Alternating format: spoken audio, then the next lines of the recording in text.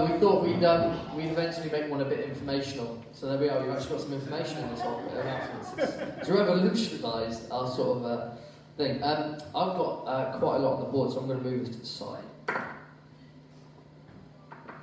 Sorry, you guys, you're going to have to look past me. We are still going on in our health series. Who's enjoyed the health series so far? Looking at our holistic, prosperous, flourishing life that God created for us. So the first week, I sort of told us here's a question. Who remembers what I spoke about? Good silence. No. That's my own way of getting it wrong. No. Oh, sleep. No. No, it was talk about the symptoms of a healthy life. Who remembers that? The symptom area of a healthy soul. So, of course, we all know we have symptoms for a healthy or an ill body, but where's our symptoms of a healthy soul? So I suggested it was the heart, it was the mouth, which reflects what's going on in the heart, and it was the fruit of our life. I walked through that. Then we had an amazing week of worship. We all thank God because I didn't get to preach, and you were just like, yeah, just finally Sam's not preaching. And then the week after, Simon spoke to us about healthy body, healthy soul, about looking after our physical being because it connects with our soul. And then Noreen last week spoke about who are you living for, the healthy thing of actually if we're living for the right person, you're going to see great health come into our life. And so this week I'm going to be talking on something which, to be honest, I think I have the most right to preach about. I'll show you why in a second. Because it's called the comparison trap. The comparison trap, and I think it's something that is accessible and real to every single person in the room. So you might say, I don't feel like I'm in that. I promise you, as we go through today, you will be in the comparison trap. And here is the reason why I am most qualified, maybe with Noreen, to preach this word. If we go to the next slide. That's why, because I'm an identical twin, and my entire life has been full of comparison. Oh, who's taller? Oh, who does what? Who plays sport better? Who does that? Who eats more? You know, there's a story Mum always tells, not for my parents, I'll say my parents on the front row. They're looking at me like, oh, like that. So, yeah, you know what it's like. But that's the thing, you know, so we sit here and we have to compare, and I know the story of sitting and Mum will be feeding us, spoon feeding us, and one of us would cry and say, he got one more spoon, and she would spoon, and then he cried saying, he got one more spoon, and I cried. And it was just a long meal time, it was. I think there's one more photo, yeah, there you are. Some photos of me and my brother. Come on, why not? I mean, I don't condone pride, but I think I'm probably one of the cutest babies going. That's me and my brother. We're pretty. You know when baby photos come out, some people are like, oh no. I'm like, get them out. Do you know what I mean? Like, come on, let's do it. What was that? Oh, go on. Who wants to guess? Who thinks I'm left?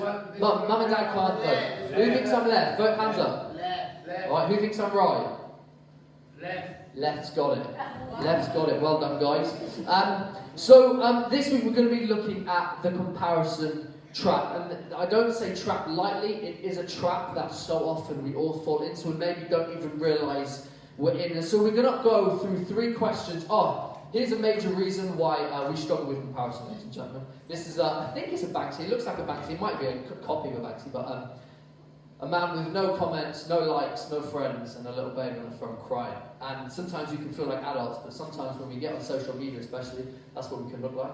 Hoping that our photo gets a few more likes, hoping that it gets a comment, hoping that it gets a share. We can be so compared with other people. So let's look at 3 questions that we're going to go through today. So first of all, in fact there's 4. Good counting, Sam. Why is it such an epidemic? Why shouldn't we compare? Why is it so unhealthy? Because if it was only slightly unhealthy, there are things you can do which aren't great, but you can get over. Why this one is so unhealthy? And then eventually the final one is, what should we do? So let's go to the first question. Why is it such an epidemic? Now we think we're in a tough life, right? We go, comparison is everywhere. We've got social media, we've got people on YouTube, you've got magazines, you've got everything telling you who you have to be. And sometimes we get into a pity party and we say, man, if only we lived years and years and years ago, right? It would have been so much easier. Well, this is Ecclesiastes. This is written by Solomon, who is the writer of many of the Proverbs, and widely regarded as probably one of the wisest people to ever walk the earth. And he says this, Ecclesiastes 4:4. And I saw that all toil and all achievement spring from one person's envy of another. This too is meaningless, a chasing after the wind. So what he's saying there is everything that we do for accomplishment, for success, is actually done out of jealousy and envy. And I thought, is that right? Does that sound right? But let's just think. Why do we push for promotion? Why do we put... But that's it. But why do we want more... I'm loving the response there. Why do we go for more... Well, we'll do it a little bit less though, yeah? Let's bounce off each other a bit nicely. Why do we go for more money? Why do we look for those things? Well, actually, if you genuinely look at the heart, it's probably because, well, I can probably get a bit more money, which maybe get me a bigger house. Or maybe it's, oh, well, that person got it, or my sister got a promotion last year, and so I want to get a promotion. So when we do family dinners, it's not awkward, and I'm still the guy working at the first job I was in, you know? And actually, when you start to look at the reasons for, actually, most of our success, how often is it based on envy or jealousy? So what should we do? Should we just go, well, forget it. I'll work in my base job and I won't try for any sort of promotion. I won't work hard. I won't look to try and success and go further and further. Well, let's look at the next verse. Verse 5. But fools fold their hands and ruin themselves. So we say, well, don't be lazy. Don't just sit there and go, well, no, really. End of. I'll just sit here. He says, don't do that because you'll ruin yourself. So Solomon, hold on, you're saying I shouldn't chase for success. You're saying I shouldn't sit and be lazy. So what's your answer, Solomon? Where's the middle ground? Where do I go forward? Well, I'll come to that in a little bit. We are going to get to that. But let's just check out the next verse as well. Because verse 6 says this, better one handful, and we go to, I remember Nicky preaching about open hands. Better one handful with tranquility than two handfuls with toil and chasing after the wind. Interesting, isn't it? Like he says, it's better to live with less than be chasing after something you're never going to grab. I think in the next slide we have the sort of over it. Better to be at peace with a little. This is what Solomon is saying. Better be at peace with a little than let envy and jealousy drive you to excess and never having enough. So let's go to the next slide as well at the bottom there. So this is what I've said. We talk about comparison, but let's just recognize that comparison is envy and jealousy personified. Because envy and jealousy are emotions. They're feelings, but they cause us to what? Compare to others, which causes jealousy and envy. Because if you had no one else to compare yourself to, what would there be to be jealous of or envious of? It's actually the person across the street with a bigger house. It's actually that guy with nicer kids than yours. It's actually that guy with a better pay packet that actually causes us, it's the comparison which causes us to be jealous and envy. So that's the first question. So let's go on to the next one. So it's not just an epidemic for now, it's been an epidemic throughout our lives. So why shouldn't we compare? Well, let me tell you this. We do not compare to reality. What do I mean by that? What do you mean we don't compare to reality? We'll go on to the next picture. I hope you can see this. This is an image of someone faking a social media post, okay? As you can see, has everyone ever seen, you know on social media where you see the people now on the beach, they've got their legs out and they take a photo from there, and it's just idyllic? Well, this is someone with a picture of an idyllic scene on their computer, using their fingers as legs, and taking a photo. We do not compare to reality. We are comparing ourselves to people's highlights. Right? People that put on social media. You never see it. And that's why people love these. Has anyone seen these Instagram accounts who like True Dad? And he's just like posting and he's just undone a nappy and there's just poo all over him. Or he's just been vomited over and he's in a suit and he's about to go out to work. Because that's reality. But we very rarely see that on social media. We very rarely see that in people's lives. And let me be honest, we very rarely see that in church. Because we feel we have to bring a mask. We have to bring some form of a formed life and a sort of growing person, and it's great to be doing that, but actually sometimes the reality is we're sat in our room with our fingers in front of a laptop screen taking a photo so everyone can think we're on holiday. And that's not a reality. So what do? Go on to the next slide for me. We create a Frankenstein perfect life from the parts of news other people. I want you to recognise what we do here. You might, and let's just say for example, you were comparing yourself to me, and you might go, oh, he's in a position of leadership, that's cool. Him and Nia are lucky enough to have bought their own house, and they've got their own car, and they've got both supportive families. Man, that's so lucky. But you don't compare yourself to my Saturday when Nia's at work, and I've got nothing else to do, and no friends who want to see me, so I sit on my Xbox. Thank you. But you don't see that. You don't see that when I'm driving my mum and dad to a Mother's Day meal and I get pulled over by the police because for our front cutting in yesterday. I get nothing happened, he let me off. I I just said, sorry officer, there we go. Thank you, officer, if you're watching this on our YouTube channel. I doubt it, but if you are. You know, you don't see that part of my life because it's something usually people wouldn't tell people in a public setting. But you don't see that part of my life, right? So you might compare yourself to my position of leadership and my cars, but then I promise you there's people in this room on a better pay packet than me, and so you'll compare yourself to that person's pay packet, and you compare yourself to his house, and her job, and their kids, and their family life, and all of a sudden, if you go on to the next slide, we've created this Frankenstein perfect person which doesn't exist. I don't know if you can recognise, these people are celebrities joined together. On the left, does anyone know what this is? Yeah, go on. Justin Timberlake and Justin Bieber morphed into one. Who knows what this one is? And Bono. Ed Sheeran and Bono. And we create this Frankenstein person who is a compartment of every single life we ever want to live, and then we go, well, I'm not that. Yeah, that person's not that. That person's a fake. That person's a created thing in your mind, I believe, used from the enemy to go, you're not good enough. You're never going to be good enough for that. We all compare. We all have things in our lives where we compartmentalize and join things together and add things on and say, if only I was that. No one's that. And sometimes if we recognize the reality of going, I'm never going to be that because no one's that. No one is that and never will be that. So do you know what? I'm going to compare myself to one whole person. It's going to be Jesus. Because he had this overview of a life. He had this whole life. We said, actually, I'm going to treat people right. I'm going to share. I'm going to be generous. I'm going to love. I'm going to honour the Father. I'm going to hear what the Father says and do it. I'm going to do these things. And that's the only person in history who has ever been worth saying, that whole life I want. But we say it for so long, and we look at that person. Who's ever done that? Look at that person in the office and gone, oh, I want their life. Or wouldn't it be easier if I had their bank balance? And you don't know what they're going through. You don't know what stuff's going on behind it. You don't know their family situations. You don't know if their kids respect them or not. You don't know those things. And so the enemy uses these lies, these Frankenstein people we create in our lives to then make us feel like we're not good enough. And I can tell you, God thinks you're so good enough. God thinks you are worth it. God thinks, we were singing about it, God sent his son to give his reckless love to die for you because he thought you were worth it. I think I've just taken one of my next points, but that's fine. Let's go on to the next one. Yes, so why should we compare? Comparison is, the second part is, comparison is a lose-lose. What do I mean by that? Well, Andy Stanley, who's an incredible guy, a few of his points there I've sort of taken and morphed to make it relevant for today.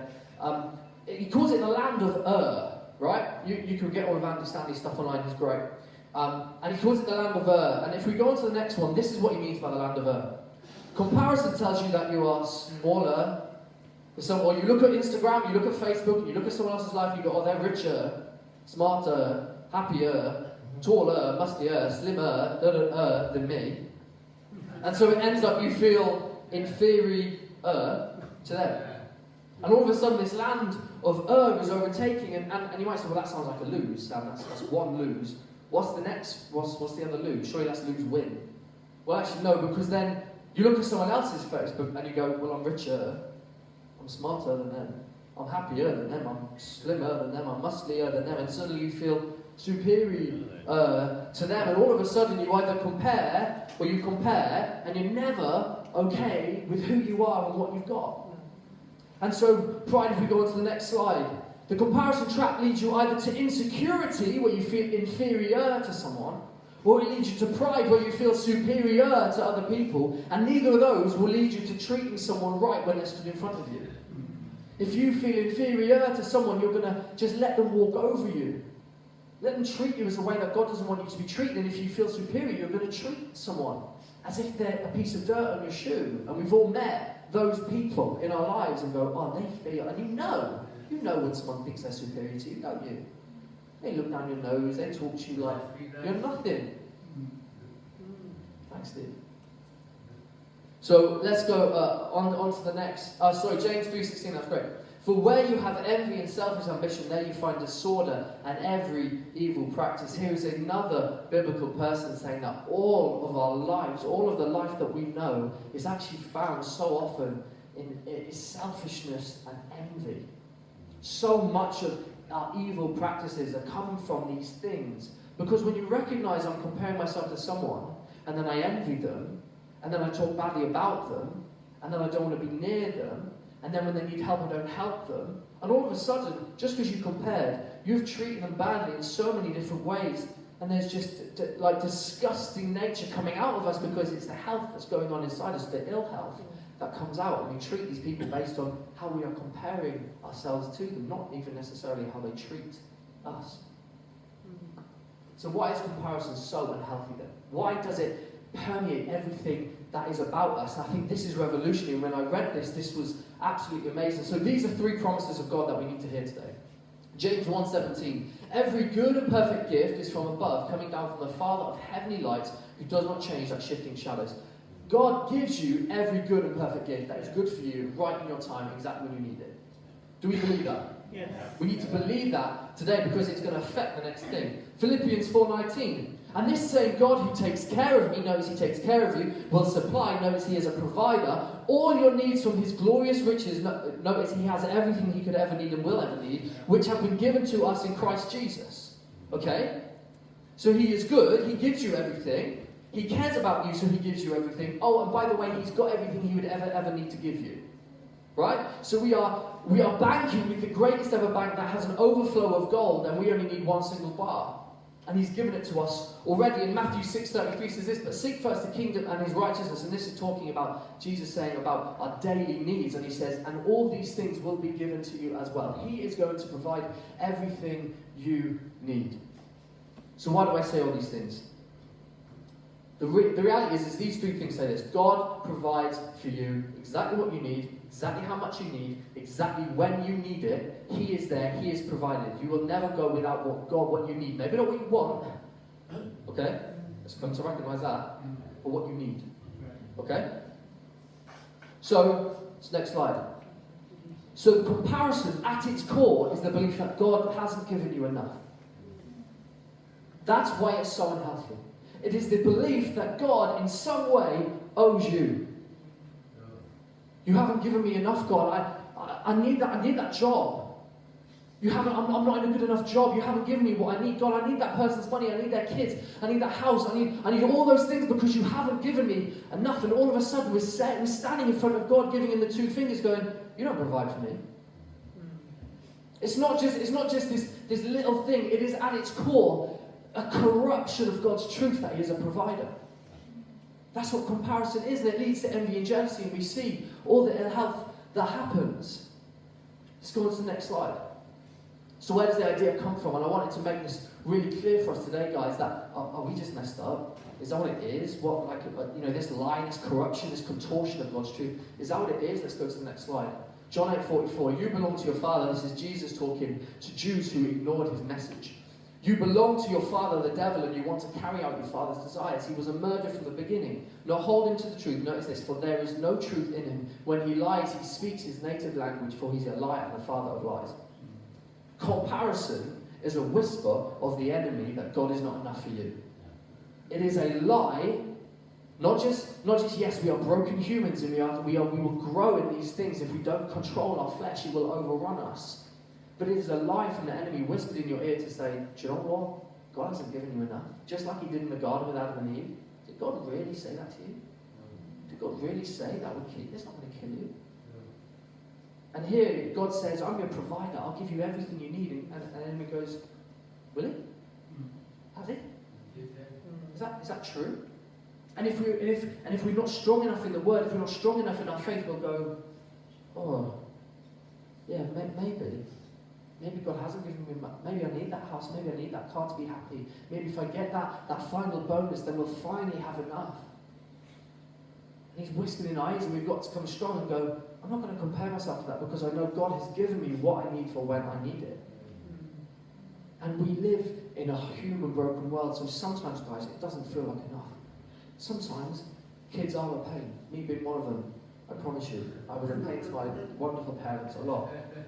And sometimes it's easy to think God is not doing something to me. He hasn't given me enough. But we are lying then to ourselves, and we are listening to this lie that God hasn't given us what we need right now when we need it.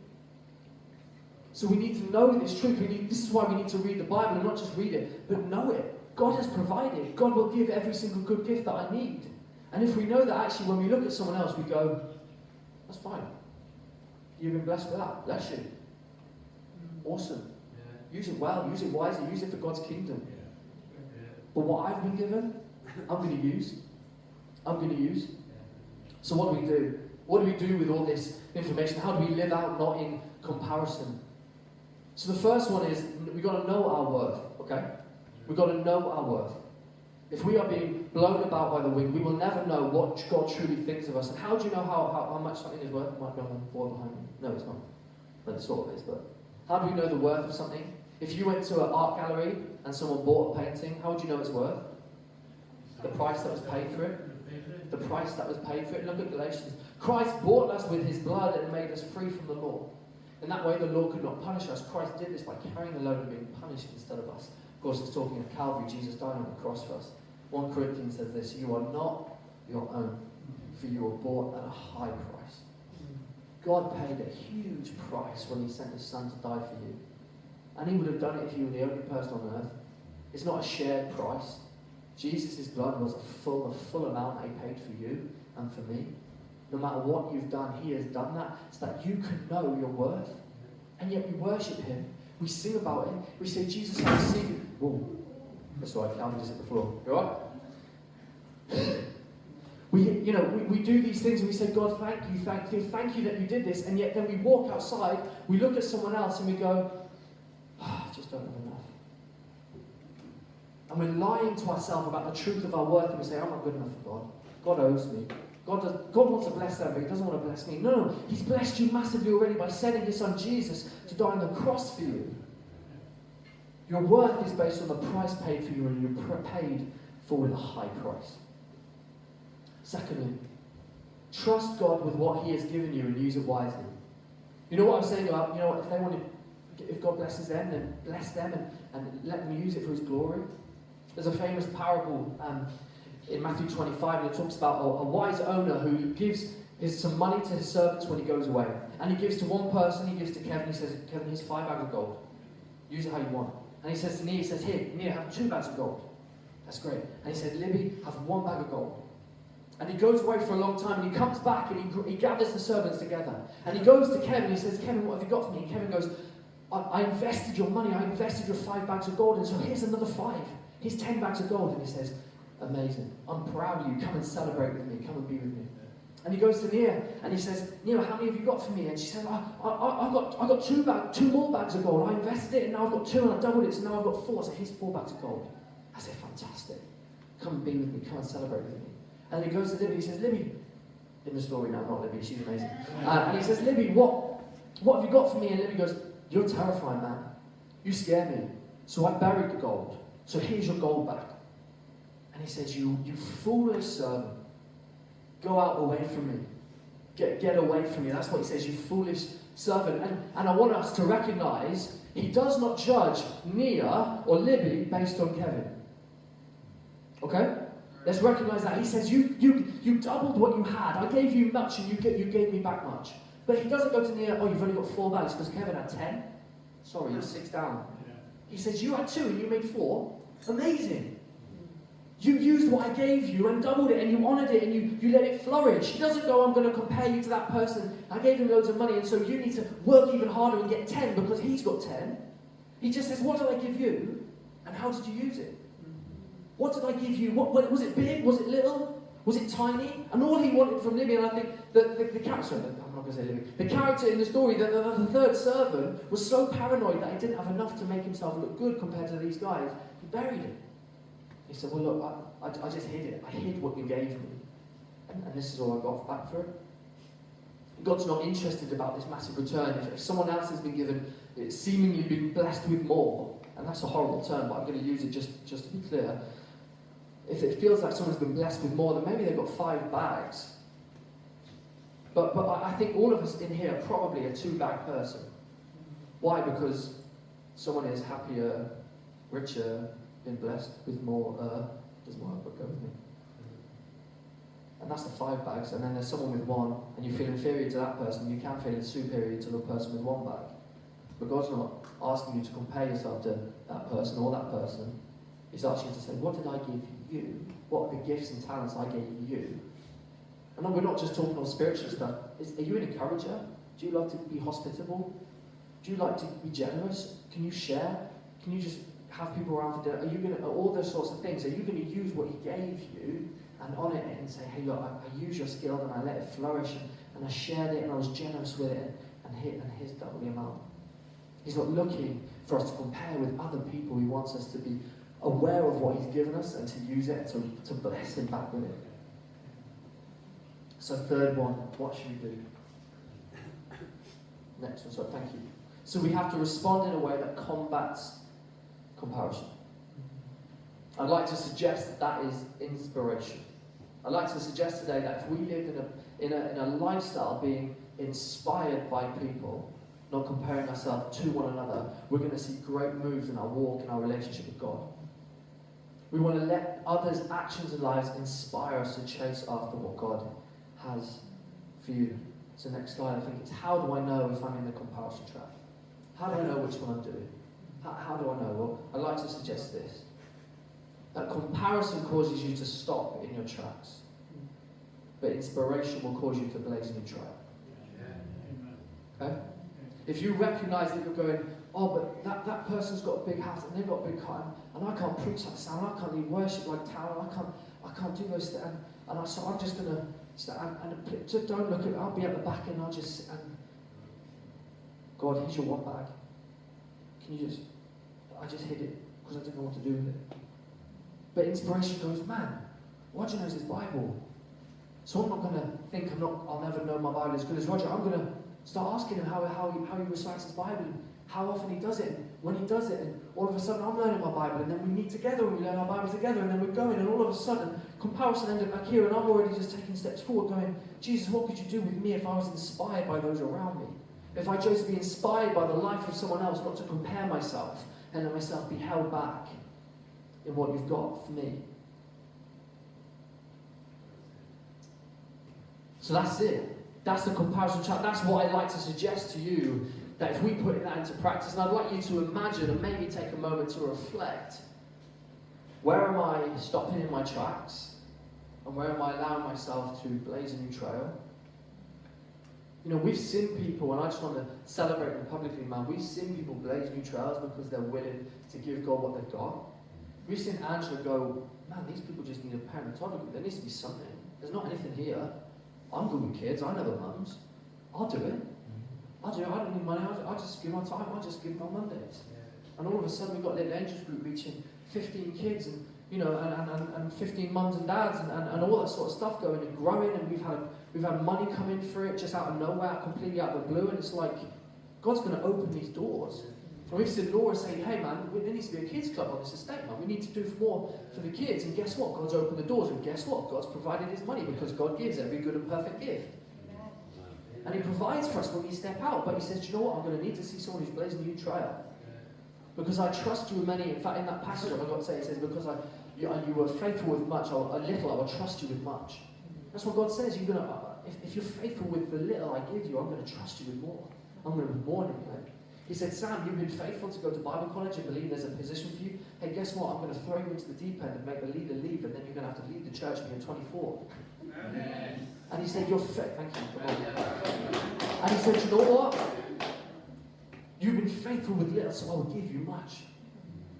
And each of us, I'm sure each and every single one of us, I could go around this room and hear stories of people who have been faithful with little and been given much. But imagine the effect, if this is the effect of one person, two people, being willing to say, God, I've got little, but would you make it much?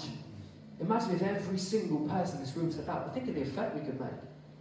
Think of the difference we could have in our colleagues' lives, our friends' lives, our families' lives, this estate's lives, this valley's lives. If we said to Jesus, this is the little I've got, would you use it? Would you use it? When I start to compare myself to others, would you cut that out? Would you get the enemy out of my ears, and would you let me be inspired by that person, or their faith, or what they're doing? And guys, this works out in the secular world as well. If you're inspired by someone's business mindset, go and get around them. Don't compare yourself to them. Be inspired. Read books. Watch podcasts. Learn things. Grow. Because God wants you to invest your gift that he's given you. It doesn't have to be by coming to every prayer meeting. I recommend it. God will do amazing things. But sometimes he says, Sam, you're a good preacher. Read some preaching books so you get better. Read some, do you know what? You love playing sport and you love investing. Do you know what, Sam? Don't just hang out with your brother-in-law who's already a Christian. Go and play in the pub league in Ponty on a Friday night. Get around non-Christians. Go and share these things. Grow. Get used to evangelizing. Get used to those things. So I've said, God, I'm rubbish at darts. Here's my little. Would you make me good? But here's my little. Would you make it much? So I'm just going to ask if we close our eyes and bow our heads in this moment. We're going to take a moment just to reflect and say to God, God, am I someone that compares myself to someone? Have I created Frankensteins in my life of other people's lives that aren't even real? Am I comparing myself and am I letting myself get stopped in my tracks? God, where do you want me to be inspired and where do you want me to blaze a new trail? Let's just take a moment now to recognize that, to reflect on that. Jesus, as we take this moment just to be still before you, we ask that you would speak to us. We ask that each individual in this room would start to see and sense in their hearts a place where they've been restricted by comparison, held back by comparison. Would you start to change our mindsets and let us think of these people we compare ourselves to and instead be inspired by them? Inspired to do great things, inspired to start something new. Not because we want the glory, God. If it's about us, then God, take that thought away. But God, if it is for your glory, so that when the King returns, I can hand him a bag of gold and say, look what I did with what you gave me. Let it back to you. I give it back to you. I worship you with what I've got. So if that's you in the room, I feel in fact we should do some prayer stuff. If that's you, I'm just going to ask you to raise your hand now. If you're sat here and you're going, man, I compare myself to people all the time. I'm restricted by these things. Then just stick your hand up right now in the room for me. No one's watching. That's great. That's great. Amazing. If that's you, then I'm going to ask you to just put your hand on your heart. In fact, let's all put our hands on our hearts as a sign that, do you know what, we recognize that this is something that goes on inside of us, and we can't do this on our own. We need the Creator to change the way we hear things, the way we see things, the way we feel about ourselves. And we're going to pray, and we're all going to say amen at the end, but maybe if you put your hand up, you want to just say this quietly in your heart as well. Jesus, I just love you. Jesus, I know that you paid the highest price for me. And sometimes I don't live like it. Sometimes I don't believe it. Sometimes I look around at other people and think that you haven't blessed me as much as they have, but I recognize, God, that you're trusting me with a little. And I want to honour you with that. So God, for my heart, when I compare myself to people, maybe it's that family member or someone at work or someone on the street I live in. God, I pray that you would get rid of that comparison and change it into inspiration. I pray that I would start to blaze a new trail in these areas of my life. I pray that the lies of the enemy would not come in. God, you do not owe me anything. You have given me everything I would ever need. You give me every perfect gift at the right time and the right amount. So Jesus, I choose to believe that today. I choose to believe you're going to do something amazing in me. And God, I just ask for your help that I would not be held back in my comparison, but I would blaze a new trail through inspiration, God. I love you. We thank you for your Son who died on the cross. In your name we pray. Amen. Amen. Amen.